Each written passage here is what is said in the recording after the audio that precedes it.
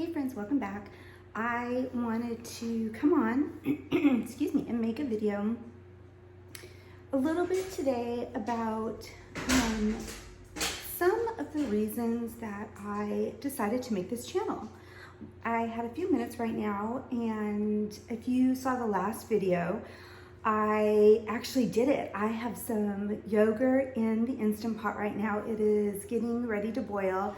I read the directions. It says it has about 30 minutes to boil, so I thought that is the perfect time right now for me to come on and just talk to you a little bit about some of the health challenges that I have, and that is really one of the primary drivers that made me think about making this channel.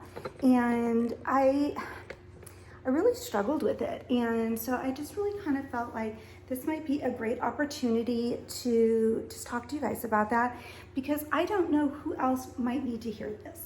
And so I just really just thought that this might be excuse me, a really good opportunity for that. So in my first video ever that I made, I had said, you know, I had wanted to make a YouTube channel for a really long time, and I really did. I had thought for several years about making a channel and really just telling my story, but I was really worried. I was really nervous. I honestly have never made YouTube stuff, and I was really just nervous about putting myself out there and not sure about what other people would think or say, or if it would even be useful. And finally, I just got to a point where I thought, you know, if even one person needs to hear this, that would be perfect, and that's what I want to do. So that is why I started this channel. So I want to just talk a little bit about some of the health challenges that I have had that have come up over the last couple of years.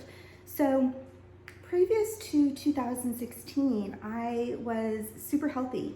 I was a long distance runner.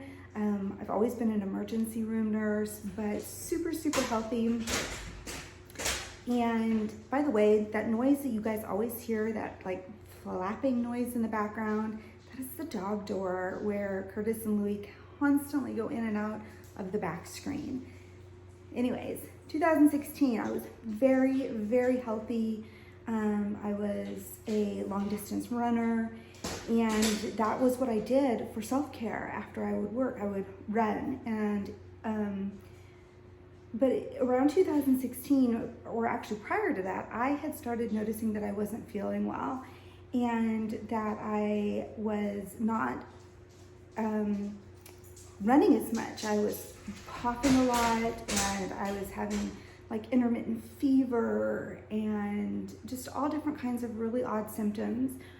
I had gone back and forth to my primary physician multiple times and had been diagnosed with all different types of things, but nothing really was panning out. I mean, what they were diagnosing me with really wasn't making a lot of sense, and the treatments that they were giving me weren't working.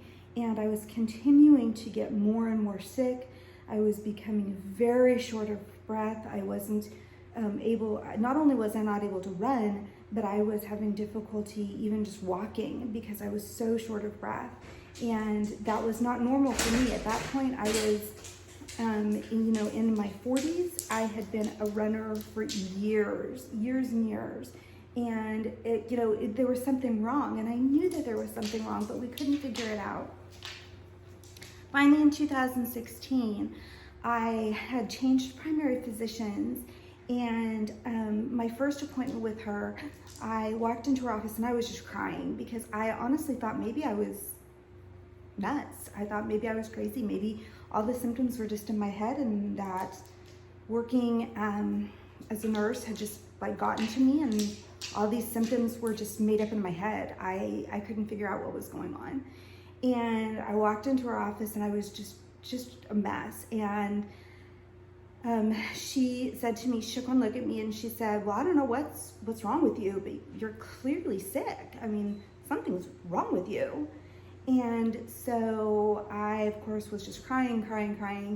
And so she said, you know, one of my friends down the hallway, literally down the hallway, he works in infectious disease. Let's go down there. So she took me down the hallway to her friend, and he started talking to me literally like 5 minutes, walked me down the hallway to her friend's office, and she said, hey, I have this new patient in my office who is clearly very sick. Do you have time to see her?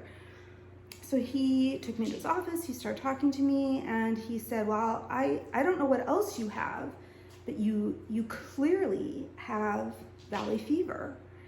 And I said, what? What is that? And he said, well, it is a respiratory fungus.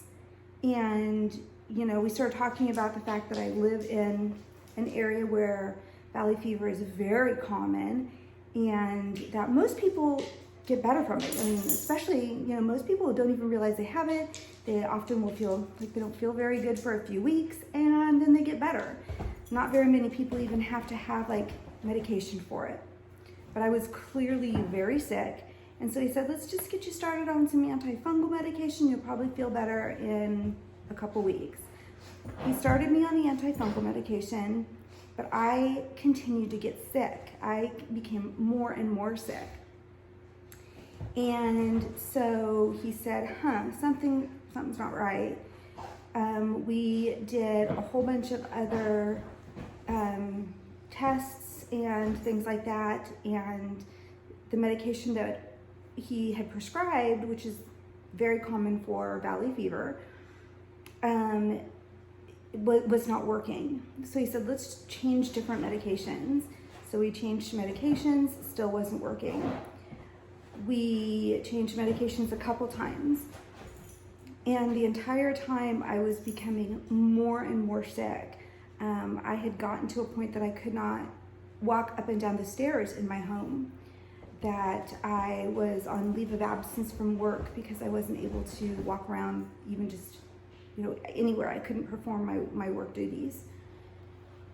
And I was actually starting to become pretty worried because I knew I was very, very sick. It progressed from valley fever to fungal meningitis, which is an inflammation of your brain.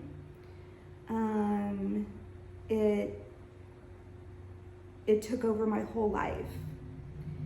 I ended up having to have daily infusions of a very unfortunate medication that did a lot of damage to my body, to my kidneys, to my liver. It has caused problems with my eyesight.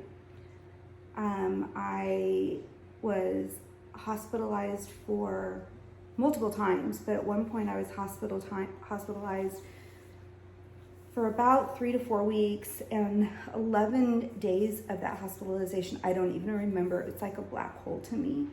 They had actually told my family that I was probably going to die.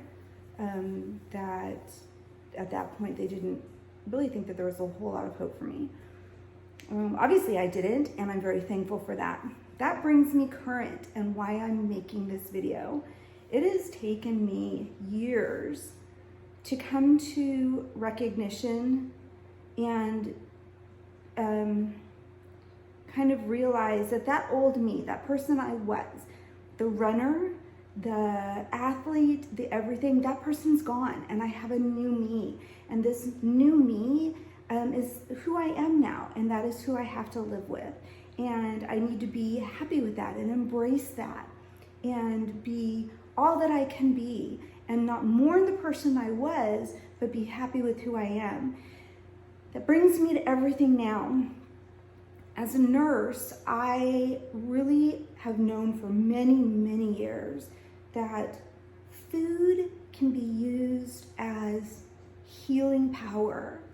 One of the things that this medication has done is it has caused me to gain a lot of weight. It has caused all kinds of problems with my kidneys and my liver and all kinds of things. And recently, I really started thinking about the fact that I need to take control of this, and I need to start really paying attention to what is going in and out, and be using food as a healing power. And that is why I have started really only eating from home. That realizing that things like the chips that are awesome and that I love, like tortilla chips, you know, probably not super healthy because they're made in a whole bunch of oil, or, you know, whatever it happens to be. Those quick snack foods, the quick meals that are ready made, they're not super healthy for me. And I wonder if there's other people that are feeling like I feel, that are feeling sluggish, that are feeling like they're not their best person, they're not sleeping well, they're generally not feeling well. They maybe have headaches, they're not well performing in their work. I would encourage you to look at your diet and see what you're putting in and what you're doing with yourself. So I am now on a journey, starting recently and hopefully, to really take control of that and to look at and say, what do I need to do to use food to be healing to my body, to be making my body help heal itself. And that is where I have really decided that eating from home, eating from what I can grow, from what I can preserve, that is the way for me to go. And I wonder if there's anybody else who really is struggling with their health like that. You know, it's often a challenge because of the fact that food right now is so expensive, which is why I would encourage you, if you can, if you have any space at all, to try to grow what you can at home, or to use locally sourced things like the farmer's market, because that is so much less expensive. And so I'd love to hear your comments. I'd love to hear what your health challenges are or what you are working with. And I hope that this video has been affirming to you if you have other health challenges, or whether it's physical or mental, that you're working with. Because for me, it's almost October, and it has been now 2023, so it's been 7 years that I've been dealing with this. And yet I'm just now coming to really like embrace and realize that the old person that I was is gone, and I need to now embrace who I am and figure out how to make this person better and use what I have to be healing to this person. And one of my ways that I'm going to start embracing is using really good, healthy sourced food, hopefully to be healing to my body. So I'd love to hear your comments and your thoughts on this. If you like this video, please give it a thumbs up, hit the subscribe button, hit the notification bell so you can see when I do other videos. And I hope you guys have a blessed day.